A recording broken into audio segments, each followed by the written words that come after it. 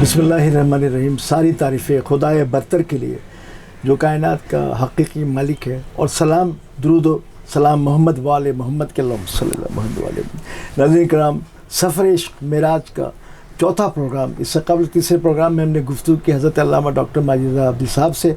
अब इस प्रोग्राम का आखिरी प्रोग्राम सफ़र इश्क़ मेराज के हवाले से लेकर फिर एक दफ़ा हम हाज़िर हुए हैं हज़रत अल्लामा डॉक्टर माजिद रज़ा अब्दी साहब से, और उनसे उनकी बारगाह में चंद सवालात पेश करेंगे, उसके जवाब आप तक पहुँचाएँगे इंशाअल्लाह।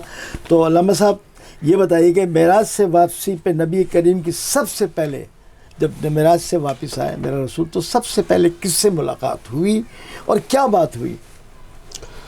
बिस्मिल्लाहिर्रहमानिर्रहीम।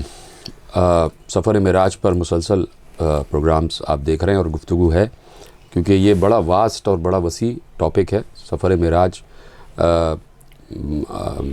देखने को तो पैगंबर गए हैं और वापस आ गए, लेकिन पूरी कायनात का मुशाहिदा किया है। तो अब वो पैगंबर से पूछा जाता तो पैगंबर ने क्या क्या देखा, तो उसके लिए यकीनन एक और हयात रसूल दरकार थी। पैगंबर ने चंद अल्फाज में बयान कर दिया और वो बारहा लोगों ने दोहराया भी और उसको रिवायत में महफूज भी किया हुआ है।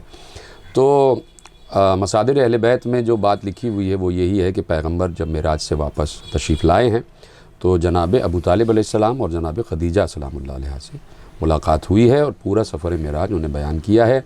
और उसके बाद जब मस्जिद नबवी में आए हैं तो पैगंबर ने यानी जब असहाब के मजमे में आए हैं, ये तो बात की बात है, जब पैगंबर असहाब के मजमे में आए हैं तो पैगंबर ने असहाब से भी बयान फरमाया मक्के में, क्योंकि मेराज मक्के ही में हुई है। तो असहाब से भी बयान फरमाया तो असहाब ने भी उस पर यकीन किया और बताया कि पैगंबर ने कि मैं मेराज पर गया और वापस आया और मैंने क्या क्या देखा।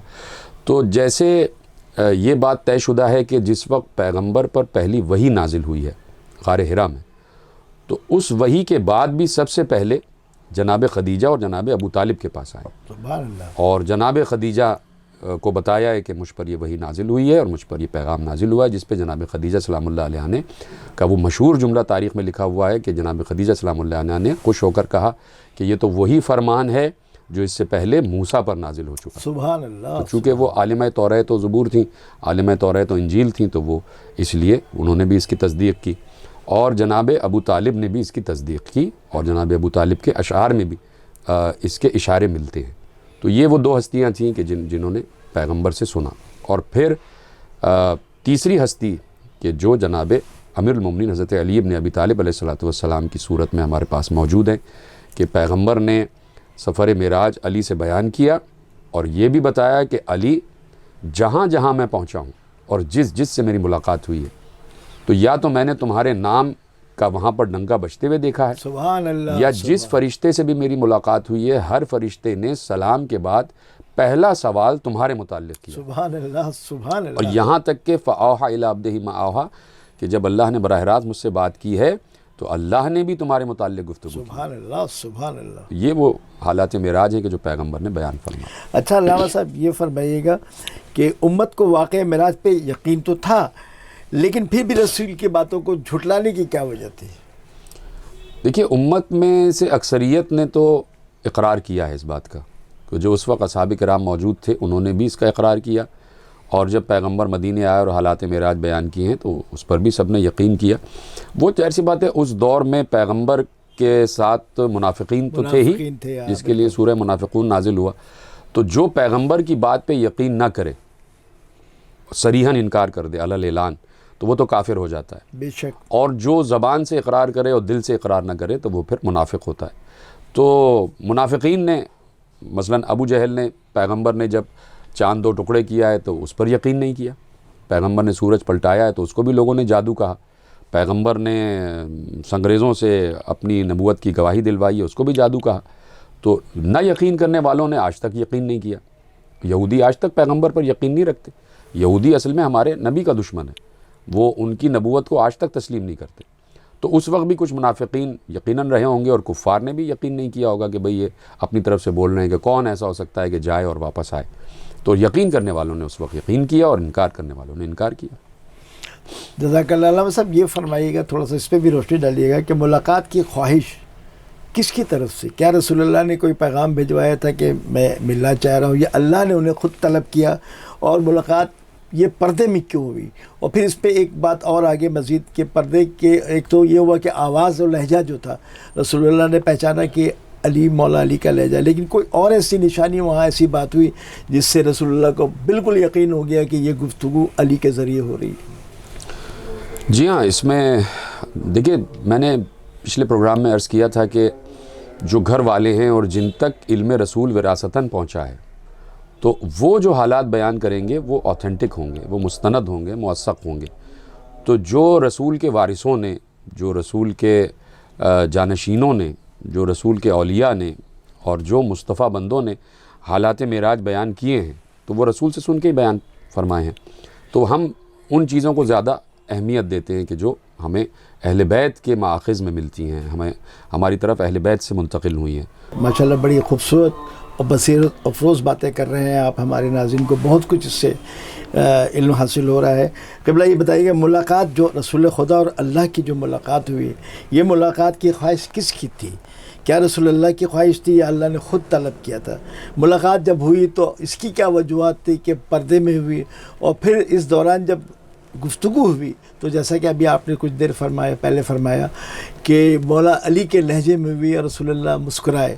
اس کے علاوہ کوئی اور بھی کوئی ایسی واقعہ یا بات ہوئی جس سے رسول اللہ کو مکمل یقین ہو گیا کہ واقعی یہ علی کے سے گفتگو ہو رہی ہے، علی کے لہجے میں گفتگو ہو رہی ہے؟ جی ہاں، اس میں بہت سے آثار، قرائن، روایتیں، درایتیں سب موجود ہیں کہ پیغمبر کی جو گفتگو ہوئی ہے وہ کس کے لہجے میں ہوئی ہے.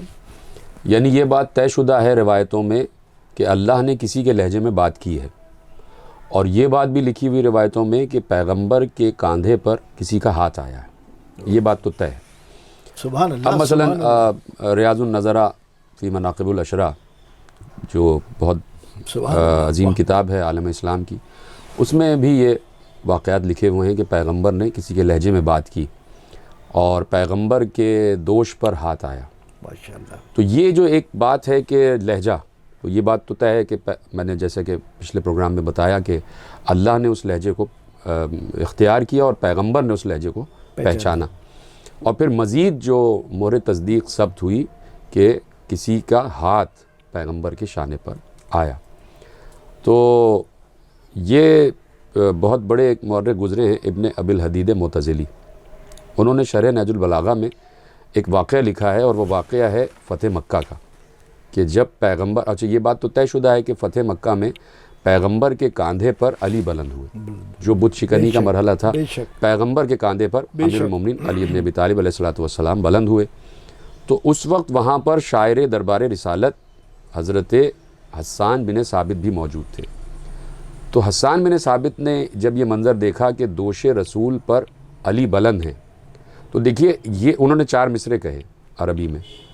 تو یہ 4 مصرے بتاتے ہیں کہ یہ روایت اصحاب میں مشہور تھی جو اب میں پڑھنے جا رہا ہوں. یہ 4 مصرے بتاتے ہیں کہ اصحاب جانتے تھے اور پیغمبر نے اس روایت کو اصحاب کے سامنے بیان کیا تھا. تو انہوں نے ابن ابی الحدید معتزلی نے لکھا کہ حسان بن ثابت نے 4 مصرے کہے، جس کا مفہوم میں آپ کے حوالے کرتا ہوں کہ حسان بن ثابت نے یہ منظر دیکھ کر کہا کہ میں دیکھ رہا ہوں کہ علی پیغمبر کے کاندھے پہ بلند ہیں.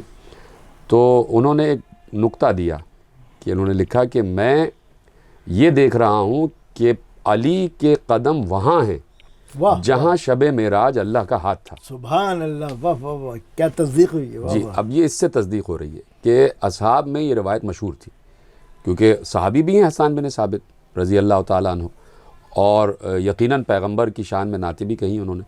تو اس کا مطلب ہے کہ یہ بات طے شدہ تھی. تو اب یہ دوسری دلیل پیغمبر کو ملی کہ جو میرے کاندھے پر ہاتھ آیا تو وہ علی کا ہاتھ تھا، کیونکہ اللہ کا تو ہاتھ ہماری طرح ہے ہی نہیں، اور وہ اگر ہاتھ ہماری طرح ہو گیا تو پھر اللہ نہیں رہے گا. تو ایک تو یہ بات ہو گئی. پھر پہلا جو اس سوال کا ٹکڑا ہے وہ یہ ہے کہ کس کے طلب کرنے پر آیا، پیغمبر کی خواہش تھی. یہ یہاں پر خواہشوں کا ٹکراؤ نہیں ہے. اچھا.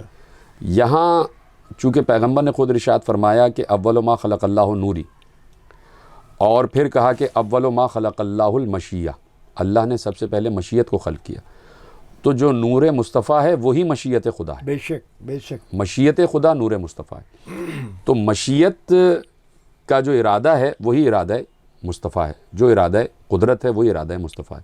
تو یہاں پر خواہشات کا ٹکراؤ نہیں ہے، اس نے بلایا اور بلانے کا انتظام بھی اسی نے کیا کہ سواری باہر کھڑی ہوئی ہے، آپ تشریف لے آئیے، پیغمبر براق پہ بیٹھے اور چلے گئے۔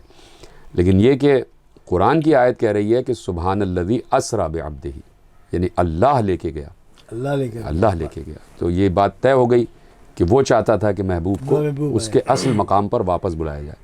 تو میں اکثر یہ کہتا ہوں کہ معراج سفر نہیں ہے کسی جانب، معراج اصل میں پیغمبر کی رجت ہے، یعنی جہاں سے آئے تھے وہیں واپس گئے، اس مقام سے ہو کے آ گئے۔ یعنی اس کا مطلب ہے آئے بھی وہیں سے تھے اور پیغمبر نے انہیں اپنے گھر میں بلا لیا، اللہ نے پیغمبر کو ان کے گھر میں بلایا، ان کے دیس میں بلایا۔ تو وہ جو قاب قوسین ہے وہ اصل میں پیغمبر ہی کا گھر ہے، وہیں سے پیغمبر چلے اور اپنے گھر پہ گئے اور واپس ہو کے آ گئے اور دنیا کو بتایا کہ اللہ نے اس طریقے سے میری پذیرائی کی۔ ماشاء اللہ۔ علامہ صاحب چلتے چلتے چونکہ پروگرام کا وقت ختم ہو رہا تو ایک چھوٹا سا اور آپ سے اپنی معلومات ناظرین کے لیے کہ یہ بتائیے گا کہ یہ معراج میں کوئی خاص پیغام اللہ نے کیا دیا؟ بہت سی روایتیں ہیں کہ اللہ نے یہ دیا، اللہ نے یا جیسے کہتے ہیں کہ جناب فاطمہ زہرا سلام اللہ کو، تو اس قسم کا کچھ آپ بتائیں گے کچھ ناظرین کو؟ جی ہاں، معراج کے مقاصد میں ایک یہ مقصد بھی ہے، آپ نے بہت اچھا پوائنٹ آؤٹ کیا کہ نور زہرا منتقل کرنا تھا وجود پیغمبر میں، اور معراج سے جو واپس آئے ہیں تو پیغمبر نور فاطمہ زہرا سلام اللہ علیہ لے کر آئے ہیں، اور اس کے بعد یہ نور جناب خدیجہ میں پیغمبر نے منتقل کیا، اور پھر اس طرح پیغمبر کے گود میں شہزادی کونین سلام اللہ علیہ آئیں۔ تو بی بی فاطمہ زہرا تحفہ معراج ہے، سبحان اللہ، سبحان اللہ کا تحفہ معراج پیغمبر کی معراج کا تحفہ ہے۔ ماشاء اللہ۔ پروگرام کا تو ہمارا سفر عشق معراج کا تو اختتام ہوا، لیکن چلتے چلتے ایک بات آپ سے اور پوچھتے جائیں جو آپ بہتر روشنی ڈال سکتے ہیں کہ وہ جو کہا جاتا ہے کہ رسول اللہ کا آپریشن کیا گیا اور نعوذ باللہ ان کے سینے سے چاک کر کے غلاظت نکالی گئی اور علم ڈالا گیا، اس بارے میں آپ کیا فرمائیں گے؟ اچھا، اس میں تو دیکھیے ہنسی ہی آتی ہے اس بات پر، اور اس کے علاوہ کیا کیا جا سکتا ہے۔ بات یہ ہے کہ جب تک یہ کہا جاتا رہے گا کہ رسول ہم جیسا ہے تو تب تک یہ روایتیں ترتیب پاتی رہیں گی، اس قسم کی روایتیں سامنے آتی رہیں گی۔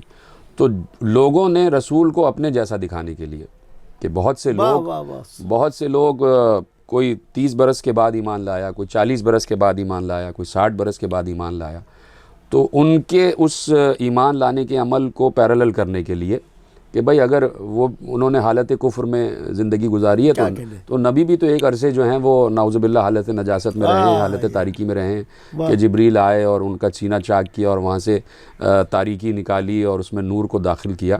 تو یہ سب اپنے آپ کو بچانے کے لیے، حالانکہ میرا خیال ہے کہ دور اصحاب میں یہ روایت کہیں بھی نہیں ملتی ہوگی، یہ تو بعد کی روایتیں ہیں کہ جو گڑھ لی گئی، ظاہر سی بات ہے اس کو آپ مصدق روایت تو نہیں کہیں گے۔ جب نبی نور ہے اور اول نور ہے، جب بات ہی ہو گئی کہ اول نور ہے، تو پھر اور جب یہ بات بھی طے ہو گئی کہ نبی کے پسینے سے 1,23,999 انبیاء بنے ہیں، تو کسی نبی کے متعلق یہ نہیں ملتا کہ حضرت آدم کا سینہ چاک کیا گیا، حضرت نوح کا سینہ چاک کیا گیا، حضرت ابراہیم، موسیٰ، عیسیٰ، کہیں بھی نہیں ملتا کہ کسی نبی کا سینہ چاک کیا ہوگا۔ تو عیسائی جس کو نبی مانتے ہیں اور جس کو اللہ کا بیٹا مانتے ہیں، اور جو ہمارا نبی ہے حضرت عیسیٰ علیہ السلام، وہ تو دنیا میں پیدا ہی نبی ہو، اور جو افضل الانبیاء ہے، تو اس کے لیے یہ بات کیسے تسلیم کی جا سکتی ہے کہ وہ ایک عرصے تک نجاست میں نعوذ باللہ رہا اور تاریکی میں رہا؟ تو یہ سب بنائی ہوئی باتیں، سب گڑی ہوئی باتیں۔ ماشاءاللہ، بہت شکریہ آپ کا ناظرین۔ ہمارے اس پروگرام کا مسلسل سفر عشق معراج پہ ہم گفتگو کر رہے تھے حضرت علامہ ڈاکٹر ماجد رضا عابدی سے، اور کافی بصیرت افروز باتیں، علمی گفتگو انہوں نے ہمارے ناظرین کے لیے پیش کیا۔ ہمارے اس پروگرام کا وقت ختم ہوتا ہے، جاتے جاتے ڈاکٹر صاحب کا قائم ٹی وی کی جانب سے بہت شکریہ ادا کرتا ہوں۔ آپ نے بہت قیمتی لمحات میں قیمتی وقت دیا، چونکہ مصروفیات کے دن ہیں، لیکن آپ نے ہمیں قائم ٹی وی کو وقت دیا، ہم آپ کے بہت شکر گزار ہیں۔ اپنے میزبان حسن عابدی کو اجازت دیجیے، والسلام علیکم ورحمۃ اللہ۔